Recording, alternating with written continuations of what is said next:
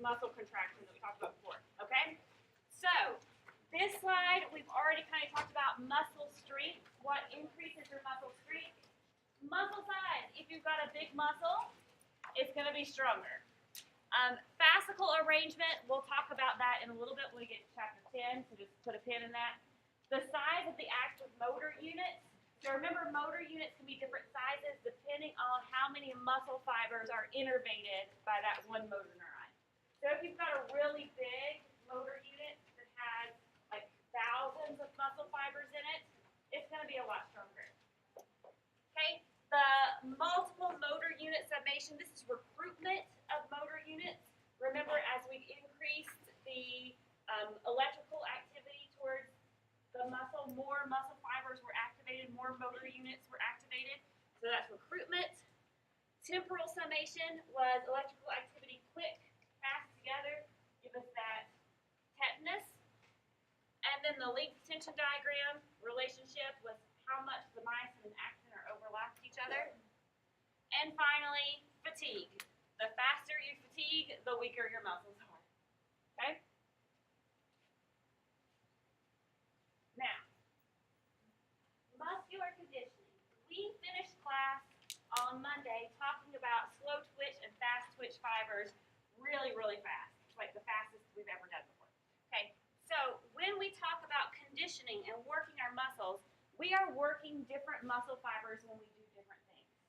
So our first type of muscular conditioning is resistance.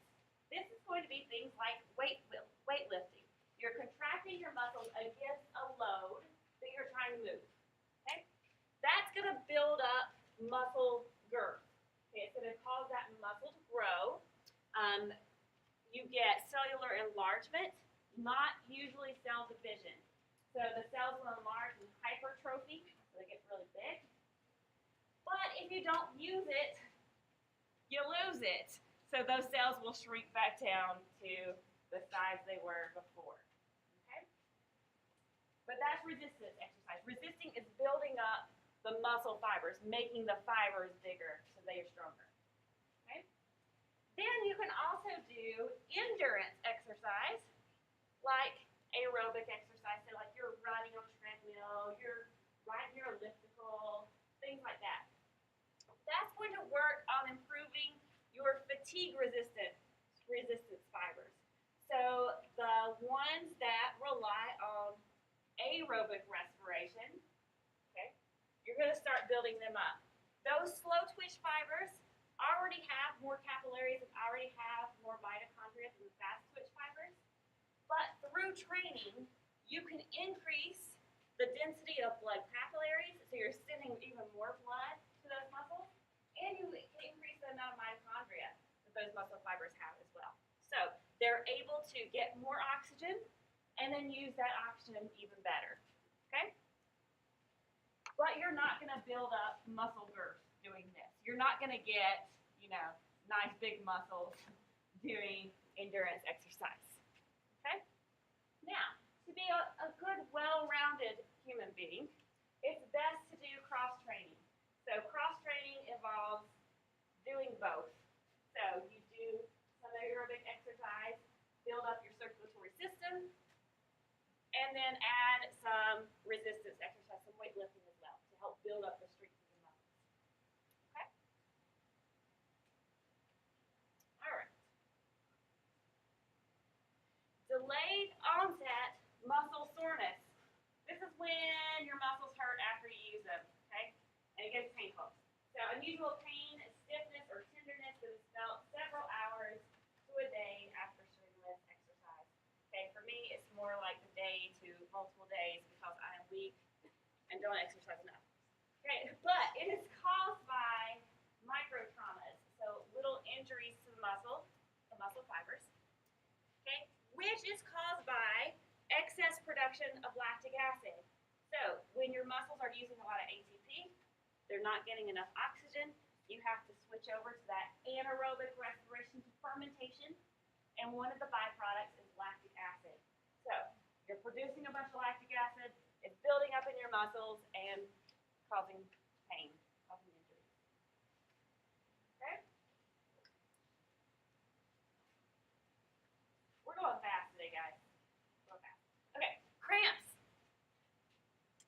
cramps of skeletal muscles are where you have painful spasmodic contractions or cramps, and they're caused by the central nervous system sending impulses to your muscles. Okay, so your brain, your spinal cord, is telling your muscles to contract randomly when they're not supposed to contract, and it can be painful, especially if it's continuous. Okay? Some things that can lead to this, both directly and indirectly: extreme cold, heavy exercise when you're not used to it, lack of blood flow to the area, electrolyte depletion, so those are your ions, so your sodiums, your potassiums, your calciums, things like that, dehydration, hormonal imbalances, and low blood glucose. Okay? But all of those factors are going to lead to the central nervous system being overactive and causing your muscles to contract even when you don't want them to. Okay? Yeah. Is the Charlie horse just a really bad Yeah. So that would be from your heavy exercise, or heavier than normal. All right. Some more homeostatic imbalances. We're only going to cover 2 for this chapter, but know that there are many, many more. And the purpose of this class is that you do a good background of anatomy, so that when you take your other classes and your clinicals, you'll build up on what you learned here. Okay. So fibromyalgia is our first one. This is a disorder that for a long while they used to say was psychosomatic, so that it was all in the person's head and they were just imagining things. However, science is now backing up that this is a physiological thing that is actually happening. Okay? So fibromyalgia is characterized by chronic diffuse pain. So chronic, it lasts for a long time, and it's diffuse pain. There's just pain everywhere. There's not really a reason for the pain, as in they haven't hurt anything or anything like that, but they're hurting all over. There are more specific tender points throughout the body, so places that you hurt, that you touch, and they're just really, really painful. It can also lead to fatigue and sleep disturbances.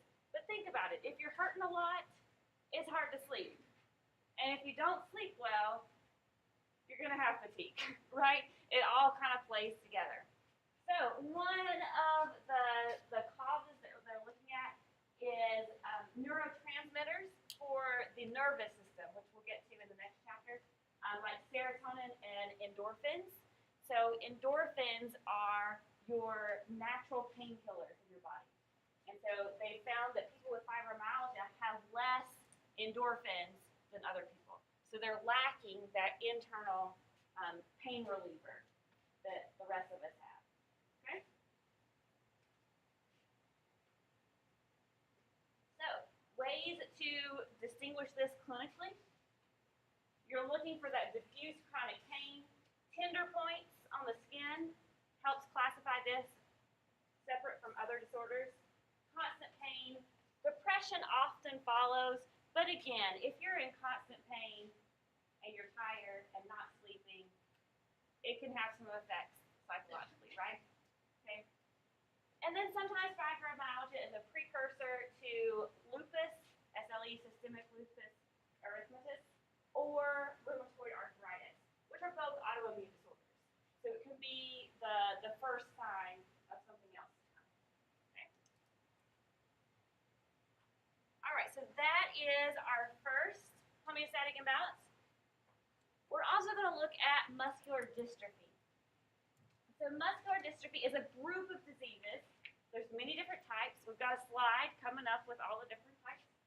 And it's familial, so it's passed down from one generation to the next. Okay?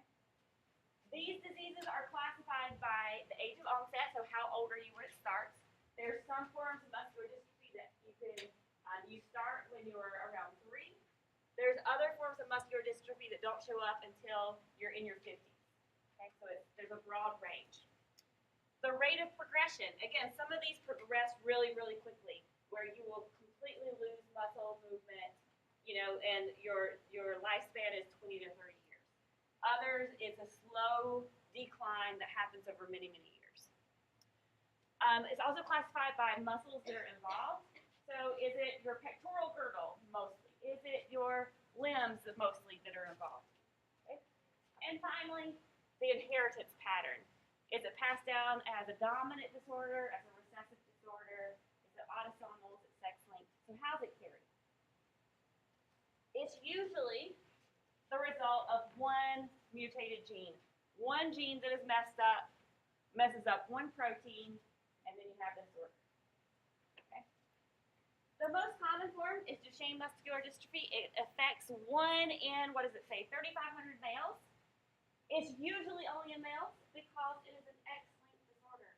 So if you remember back to previous biology classes, boys are XY and girls are XX.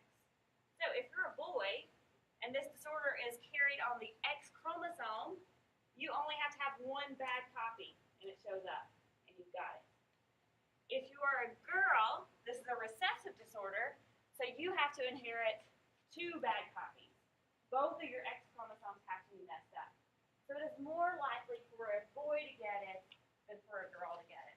Because if a girl has it, that means got 1 X from the mom that was bad, and her other X she got from her dad that was bad. That means her dad had to have the disorder. Okay? And these guys have a lifespan 20 to 30 years. Okay? So it's possible, but a lot less likely for girls to get it. Okay? This also means that if you're a girl, you can carry it along. You can have 1 bad X and 1 good X and not even know that you have it. And so it gets passed down from generation to generation. In the girls, nobody ever knows they have it. And then one day a boy shows up in the family who has the disorder because it's been hidden away for a long time. All right, enough genetics. Okay, so what's happening in muscular dystrophy? It all happens because of a lack of the functional dystrophin gene. And we haven't talked about dystrophin yet, but if we look at our picture over here, there's our little muscle fiber. Here's the plasma membrane of that muscle fiber. There's our actin filaments, our thin filaments. There is this protein called dystrophin that connects the actin filaments to the plasma membrane. When that dystrophin is present, when the actin slides and contracts, it pulls the plasma membrane so that the whole cell will contract. If dystrophin isn't present or isn't working and the actin isn't connected to the plasma membrane, then the actin and myosin will move, they'll contract, but the plasma membrane won't move because it's not connected to that actin. And so the inside contracts, but the rest of the plasma membrane just kind of sits there. And if that happens, you don't actually get muscle contraction because the muscle fiber isn't shortening. Okay?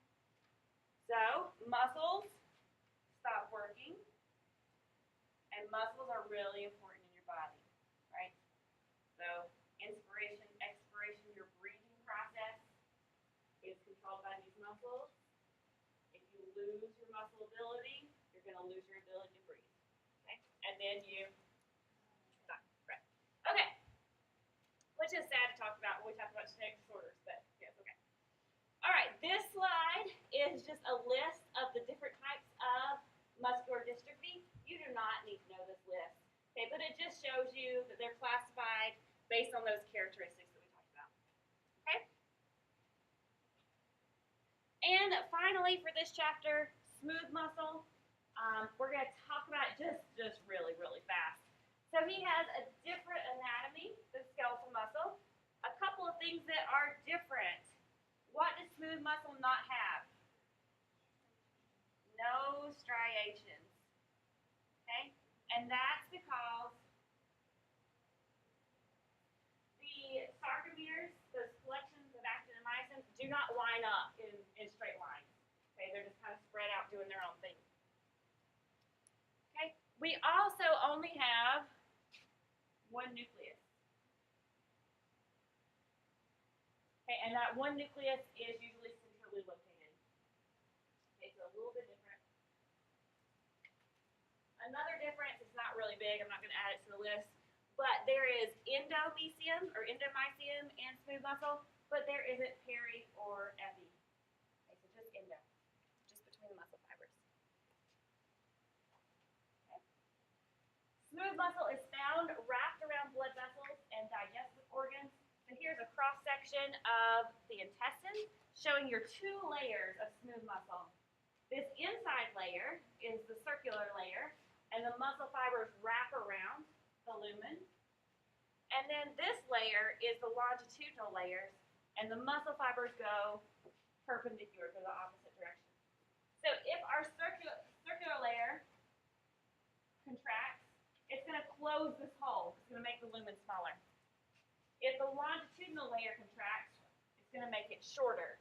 And so these two layers work together to help churn up your food, to move things along, push things out when things need to be pushed out. Okay? And then finally here we have that it's controlled by the autonomic nervous system. And that just means that it's now involuntary.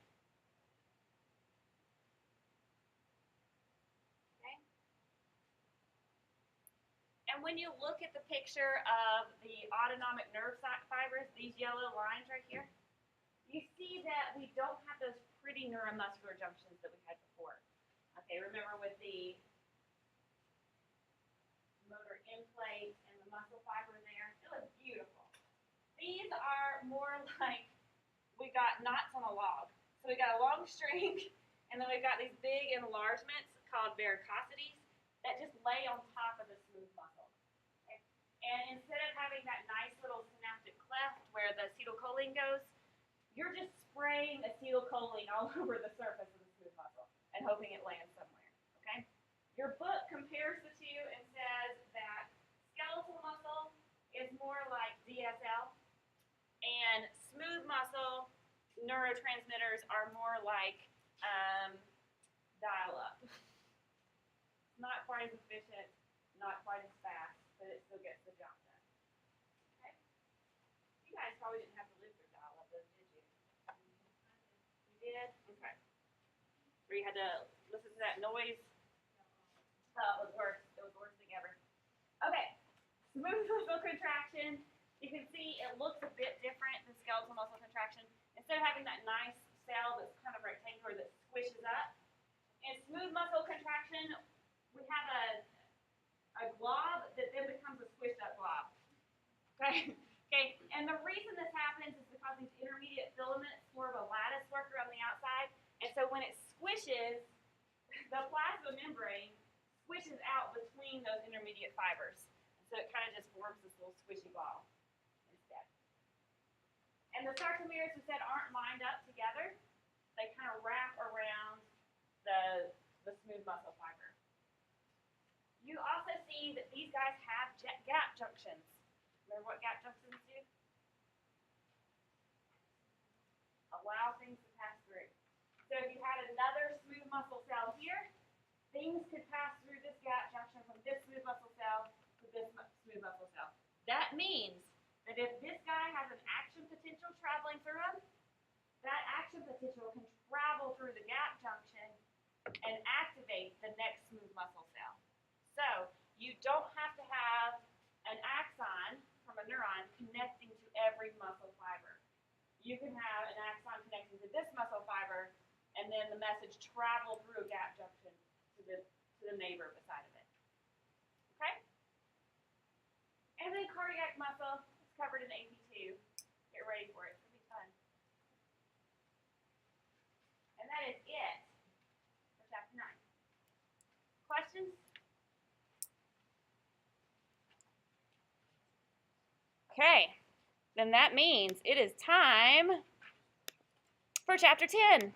How far we get today? If we don't cover everything today, we'll get the last couple slides in the beginning of class on Friday. Okay? A lot of the stuff here at the beginning is review. So, here we go. First slide is functions of muscle. You guys know these. It was the beginning of chapter 9. The thing that is different in this list, is the control of body openings. So we didn't mention that before. Muscles are important for controlling body openings. So there is a muscle that wraps around your mouth, your orbicularis oris, that helps close it up when necessary, right? There's an orbicularis oculi that wraps around your eye and helps close your eyes. There are also muscles that wrap around other openings that you have in your body to close things off. Okay. Do you guys know this slide? Yes. Okay. Endomysium, fascicles, paramecium, epimecium. Good. Okay. Then here we go. We know that muscles attach to bone. There are two basic ways they can attach, directly and indirectly. In direct connection, the collagen fibers that are found in the epimecium, the wrapping around the entire muscle, will continue into the periosteum, which is that connective tissue wrapping around the bone. So they're just kind of moved together. They're all one piece. Okay? But then there's also indirect connections through extensions of the deep fascia, the deep connective tissue, called tendons. Okay? The majority of the connections in your body are going to be those indirect connections because they take up less room. You can have multiple muscles attaching at a similar space when you have them all connected by tendons. If you tried to get all the muscles in that area, it would take up too much room and it wouldn't work. Okay? All right. Origin and insertion. The muscle attaches at a stationary end called the origin, and then the relatively movable end is called the insertion. Now, to clarify something for your test, you need to know the term origin and insertion for your test in this class. You do not need to know the specific origins and insertions for the muscle list for this test. You do need to know the specific origins and insertions for your muscle list for your lab practical. Okay? But you do not have to know origins and insertions for this test. Yay! Guys, it's not very often that I get to tell you, you don't need to know this. Yay, you don't need to know this. All right. Coordinated action of muscle groups. So, when a muscle moves,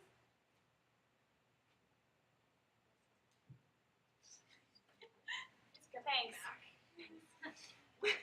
When a muscle moves, it's called its action. You do need to know the actions of the muscles that we're going to talk about today. Okay? Muscles seldom act by themselves. They come in a pair called an antagonistic pair. So muscles that are on an opposite side of a joint that do opposite things. Okay? So the prime mover or an agonist is the muscle producing the most force to do the motion we want it to do. And then the antagonist is the muscle that opposes or reverses that movement. Okay? So agonist, antagonist. Okay? So for example, on our arm here, if we are looking at the action of arm flexion, whoosh, doing that, what is going to be my agonist muscles? Your biceps and your, which one's flex? Brachialis. Your biceps, brachii, and your brachialis. Both of those are flexors. So both of those are agonists for this movement of flexion. Okay, the prime mover, the one that is producing the most force, is actually the brachialis. Okay? The biceps brachii gets the most attention because he's the one that you can see pop up there, but the brachialis underneath him is bigger and does more work. Okay? And then what's the antagonist to that brachialis and the biceps brachii? The triceps, because he is the extensor on the other side. Okay? Now, if I asked you, what is the prime mover for extension of the arm? Triceps brachii is the prime mover, and the antagonist is biceps brachii and brachialis. So it depends on what action you're being asked about. Yeah. So what's an example of an antagonistic pair, like on an arm? Like, I'm trying to make sure I understand what constitutes as a pair. So this is a pair. So, like the extensors and the flexors. Mm-hmm. Yeah, but they work against each other. So they're a pair, they work together. Mm-hmm. So if if you paired up biceps brachii with a triceps brachii, that's an antagonistic pair. They work opposite of each other. Okay, other questions? All right. Innervation. You guys know what innervation is? Okay. All right, naming of skeletal muscles. We're ready for the meat. Skeletal muscles are named in using Latin. Any of y'all take Latin in high school? Yes, some other people. Okay, I also took Latin in high school because so many people speak Latin these days. You have to be able to communicate, right? Yes, that's right. Okay, so if you took Latin in high school, this will help you. If you didn't, some of the root words are similar to Spanish root words and things like that. Okay. Suggestions on how to study. Use pictures. The pictures you have on the test will not be Adam pictures, not the pictures from that virtual program you have in lab. It will be pictures from the PowerPoint that came out of your book. Okay? That's what you need to study. Palpate the muscles on yourself. That means touch your muscles. Okay? Locate origins and insertions on the skeleton. They should be familiar as to where the muscle lies. Study the derivation of the muscle name. Why is it named the way it is? Okay? It'll help you out. And then say the names aloud. It'll sound funny, but it may help you get stuck in your head. Okay? Now, this may also help us. Okay? The criteria for naming muscles. There's a couple things that we use. First of all, we can use the location. For example, the temporalis. Where is he found? Right on top of the temporal bone.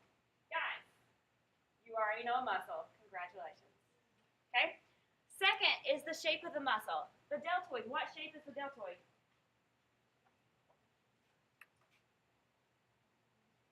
Triangle, like a delta. Okay, trapezius. What shape is he? Trapezoid. Okay, and both of those are on your back. Relative size of a muscle. So gluteus maximus versus gluteus minimus. Which one's the smallest? Minimus. Which one's the biggest? Maximus. Longus and brevis. Fibularis longus is going to be long. Fibularis brevis is going to be, well, I don't think there's fibularis anyway. Okay, brevis is going to be smaller. Okay, the direction of the muscle fibers. Rectus means you're going to go straight up and down. So rectus abdominis is in the middle, going straight up and down. Transversus is like a transverse cut, so it's going to go straight across. So transversus abdominis goes straight across. And your obliques are going to run diagonally. So you got your external obliques, your internal obliques, and your transversus abdominis. That's your abdominal wall. And then your rectus abdominis runs right in the middle. Okay, number of origins. If you're a biceps, you have 2 origins, triceps, quadriceps. Right. Okay, and then locations of attachments. The origin is usually named first. So one of your muscles is called sternocleidomastoid. Sternum is where it starts, and then it goes to the mastoid process eventually. What's the cleido part for? Clavicle. So it goes sternum, clavicle, mastoid process. You guys know a muscle, another muscle. That's 2 now. Isn't that great? Okay, so your sternocleidomastoid runs right here and it allows you to bend your head down. All right, and finally, action. If you're a flexor, you flex. If you're an extensor, you extend. If you're an adductor, you adduct. See? It's going to be great. Okay. Fascicle arrangement. So remember, inside of a muscle, you have fascicles that are made up of many muscle fibers. And those fascicles are arranged in different patterns in different muscles. Okay? So if the fascicles are arranged parallel to one another, so they're all in a straight line beside each other, then they're all going to contract in the same direction. Okay? That's going to give you the greatest degree of shortening because they're all shortening together. So what you start out with is that muscle may end up with as that muscle because all of the muscle fibers are contracting in the same direction. Okay? So Then bipinnate and multipinnate arrangement, which we'll see on the next slide, but it looks more like a feather. So that's bipinnate. Are going to give you greater power. The fascicles themselves are smaller, but there are more of them. Okay? So the more fascicles you have, the stronger you're going to have. The stronger you're going to be. Okay? So let's look at some pictures of the fascicle arrangement. Circular, it's a circle. So this is going to wrap around something. Apicularis oris wraps around your mouth. Fusiform, they're small on either side and get larger in the middle. Convergent, all of the fascicles converge in one place, so they start spread out and they converge together, so like your pectoralis muscle. Parallel, all the fibers run parallel to each other. So sartorius, which allows you, is a strap muscle through here, allows you to cross your legs. And then our pinnate muscles. Okay, so unipinnate, we have one piece of connective tissue that all these little fascicles are coming off on one side. Extensor digitorum longus. He extends the digits. Okay, I think it's your toes. That one. Okay, and then bipinnate, you have on either side, like rectus femoris. And then multipinnate, you have many fascicles going in many different directions. Okay, but there's a lot of fascicles there, so you have a lot of street. So example is your deltoid up here in your shoulder. Okay. Levers. Guys, we talked about this. We talked about joints. So we're just going to review really quick, but then if you need more talking about it, go back and listen to the lecture when we did joints, okay? So you've got a fulcrum, which is the joint. The applied force or the effort is going to be made by the muscle, and we are going to move a resistance or a load. We're going to move a bone, or we're going to fight against gravity. Okay? So first class is what you think of when you think of levers. The fulcrum's in the middle. Second and third class, the fulcrum is on one side, and then which class it is determined by which one is on the end, and it's in alphabetical order. Second class, the effort is on the side, and third class, the load is on the side. So in alphabetical order, E before L. Effort before load. All right, but again, if you need more explanation of that, again, go back and listen to the lecture from chapter 8. All right, because we are now getting into muscle groups and their action. Now, before we start this, you already have your list of muscles that you need to know, and you knew you had to know actions. So some of you might have already started working on some flashcards where you've got a muscle on the front and a function on the back. That is fine, that is wonderful, that is good if that's what you want to do. Okay? However, my brain works a little differently. I'm not a good memorizer. I'm not good at it.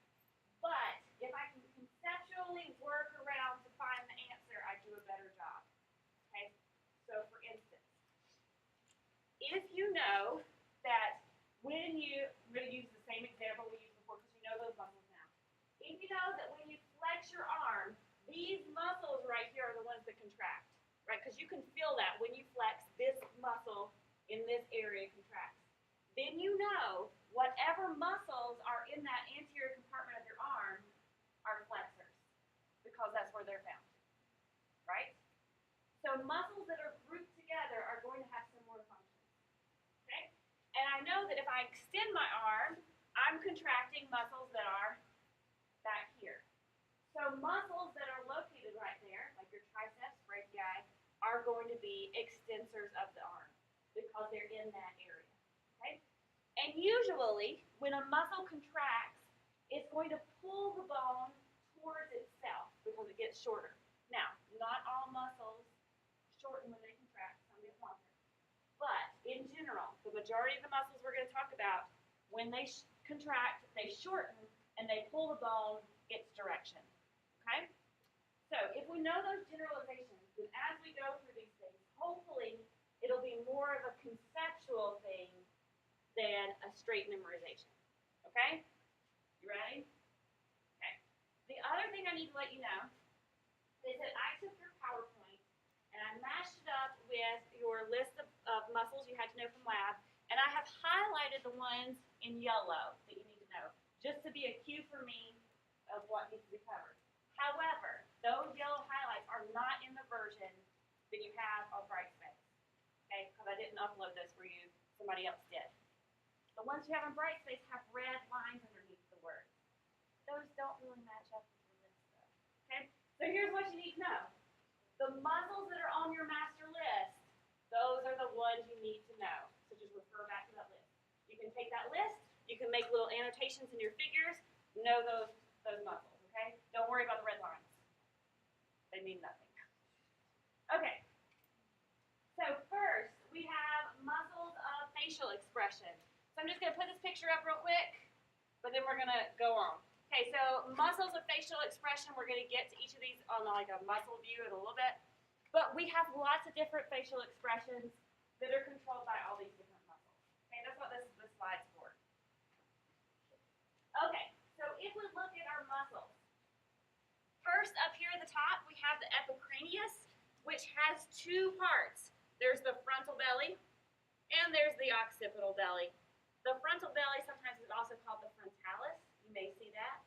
Okay, if he is in the front, he's a frontal belly, what do you think his job is to do? Raise your eyebrows. So try to contract this right here.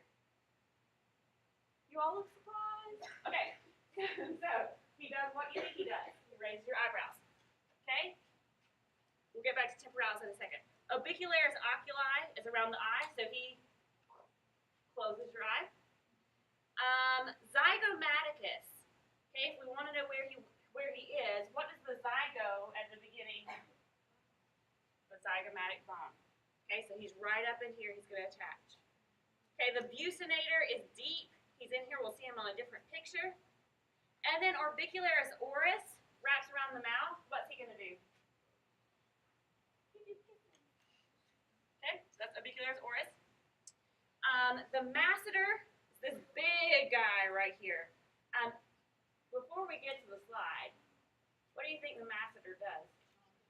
Chomp. What's another word for chewing and chomping that starts? Mastication. Okay, so mastication, the masseter. See? Okay. There's our friend, the sternocleidomastoid, so going up to that mastoid process. And the trapezius is all along the back, but we'll get back to him later, too. Okay. Those are our facial expressions. Okay, muscles that promote mastication and tongue movements. Mastication is controlled by these guys, okay? Orbicularis oris, move your mouth, okay? The buccinator is along the cheeks, so his job is to squeeze the food in and make sure it stays in between your teeth, okay?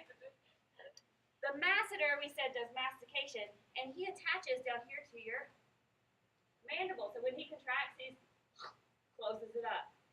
The temporalis also does some of that chewing, that biting down process. Okay? But all of those are important for mastication. All right? Okay. The next slide is all about the tongue, but notice none of those are highlighted. So these guys are responsible for moving the tongue. Notice that the tongue is really strong. He has a lot of muscles controlling him. Okay, the tongue is sharper than a two-edged sword. Look at all those muscles. Okay, the anterior neck and swallowing. Again, nothing is highlighted, but which is good because the neck muscles get a little hairy because they look very similar. Okay, so your neck muscles, again, you don't have to know them, but look at all the muscles required to help you swallow. It's a lot. Okay, guess what? Oh, I think there's a slide. Okay, so this slide you do have to know. Okay, so we're looking at the neck. We are looking at the anterior view first, the front, and then this one is the posterior view of the neck. So the one muscle that you need to know in the anterior is your sternocleidomastoid. So, your clavicle, your sternum, and he ends at the mastoid process. His job is to flex your head, to bend it down. Because it's in the anterior, when he contracts, he gets it shorter and causes your head to go down. In the posterior, you have this muscle group called the splenius. There are two parts of it, the splenius capitis and the splenius cervicis. Capitis is closer to the top of your head, your cap, right? Okay, and the cervicis goes to your cervical vertebrae. But if you are contracting in the back of your neck, which way is your head going to go? Back. So it's for extension, getting it back up straight, and hyperextension. Okay? Good on those two? Okay. This slide, nothing's highlighted. Okay, but again, we're just looking at all those muscles that help control posture. So the right or your vertebral column, they help hold everything in place.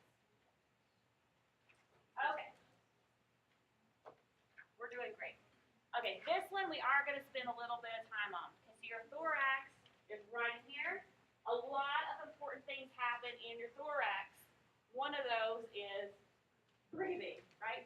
So there's three muscles that we're going to look at that are important for breathing: external intercostals, internal intercostals, and your diaphragm.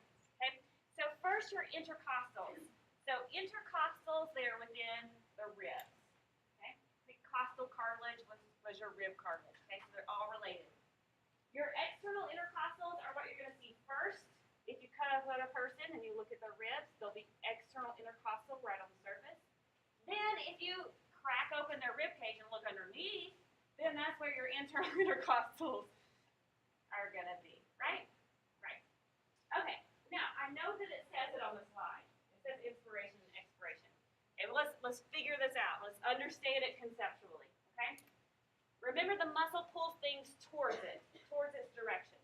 So if you are an external intercostal, you're on the outside, when you contract, you're going to pull the rib cage towards you. So the rib cage is going to come out. Which type of breathing? Inspiration, breathing in, or breathing out? Does your rib cage raise? Inspiration, breathing in. Okay, so external intercostals are used for inspiration, for breathing in. Okay? Then your internal intercostals are on the inside. So when they contract, they pull your rib cage back in. So they are going to be responsible for expiration. Okay, so that's when your ribs come back down.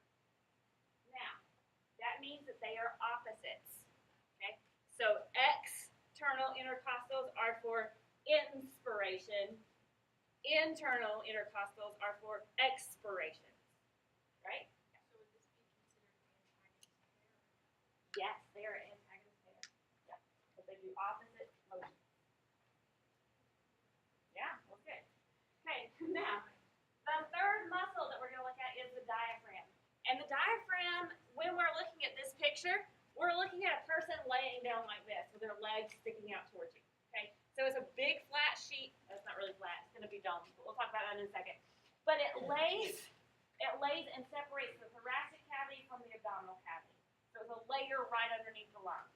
Okay, and he is the prime mover of inspiration, of breathing in. So when he contracts, you breathe in. All right, now, the diaphragm. When he is relaxed, he is dome-shaped. You can see in this picture over here, he's domed up. Okay? So when he's relaxed, the area that your lungs can take up is small. When he contracts, he becomes flat and he lays down. When he does that, he opens up the thoracic cavity and allows air to come in. Okay? So, on contraction, he flattens, moves inferiorly, and increases the volume of the thoracic cavity, allowing for inspiration. Okay? So, contraction is inspiration, and relaxation is expiration. Yeah. So the diaphragm isn't a muscle we have to know, but we have to know like this. How he fits into the respiration. Yeah. He's one you don't have to know for a figure because he's just so weird and it's hard to point to him. Because if you look at him from like the front, he just looks like a little sliver. Yeah. All right. So we've got inspiration, we've got expiration. Questions? Okay. And next semester, when you take AP2, we'll talk all about pressure changes and what that diaphragm is actually doing to help you inspire and expire. Yeah. Yes. Right, and it has to do with the type of tissue he is, that he matches up with skeletal tissue. And he is, yes, he's one of the weird ones, but yes. Okay. Next section.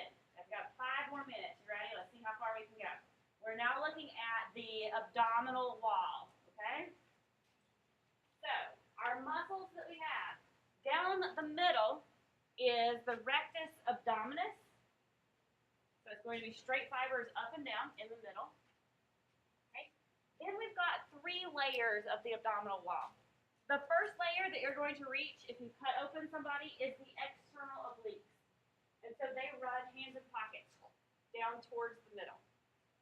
If you cut through the external obliques, then you're going to get to the internal obliques. And their fibers run up. Okay? Then if you cut through the internal obliques, you'll get to transversus abdominis, and the fibers run transversely across. Then if you cut through the transversus abdominis, you are to the abdominal cavity, and you'll see some intestines. So don't do it. Unless that's your goal. Okay? So we've got 3 different layers with fibers running in all different directions. So we have a lot of strength in those abdominal muscles. Okay? All right. Now, let's look at, so this picture is just showing you taking the layers off again just from the side. Okay? Actions of those abdominal muscles. Because they run in different directions, we have a couple different functions for them. Okay, so they do lateral flexion, so you can bend to the side. Okay? They do rotation, so you can rotate around. They do anterior flexion, so you can bend over. And they also do forced expiration. So we looked at expiration using your diaphragm and your external intercostals, your internal intercostals. That's just like normal breathing. But then forced expiration is where you go, that's from your abdominal muscles, okay? Then your abdominal muscles also do this cool thing called the Valsalva maneuver. And it's a way that they contract that increases your intra-abdominal pressure. So it increases the pressure in your abdominal cavity, okay? We need this to help push things out of the abdominal cavity, like pee. So urination happens through the Valsalva maneuver. Defecation, so we also poop using this. Childbirth happens partially because of this. There's also uterine contractions and smooth muscle that happens there too. Okay, but we have childbirth. Vomiting happens partially because of this. Pressurize it, push it up. Coughing, screaming, sneezing, burping, nose blowing. So think of all the gross things that you want to happen to get out of your body. It happens because of the Valsalva maneuver, at least partially. Okay. All right. Funny picture about crunches.